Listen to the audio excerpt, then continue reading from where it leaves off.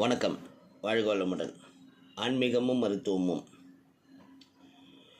ரொம்ப வித்தியாசமான ஒரு தகவல் இன்றைக்கு. பொதுவாக பெருமாள் கோயிலில் பெருமாள் தரிசிக்க போனோம்னா வைணவர்கள் அங்கே நமக்கு அர்ச்சகர்களாக இருந்து நமக்கு என்ன கொடுப்பாங்கன்னா, துளசி கொடுப்பாங்க, தீர்த்தம் கொடுப்பாங்க, தலையில் நமக்கு சடா வைப்பாங்க. இது எல்லாம் நமக்கு தெரியும், பெருமாள் கோயிலில் நடக்கக்கூடிய வழிபாட்டு முறைகள். ஆனால் ஒரு பெருமாள் கோயிலில் விபூதி கொடுக்கும் ஒரு நிகழ்வும் நடக்குது.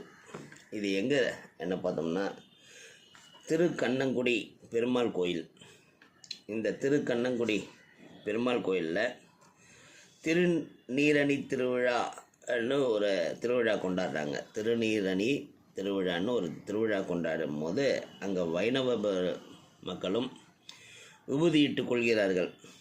பெருமாள் கோயில்களில் விபூதி பூசுவது இந்த கோயிலில் மட்டும்தான். திருக்கண்ணங்குடி பெருமாள் கோயில் விபூதி, அதுக்கு ஒரு விழா, திருநீரணி திருவிழா என்ன.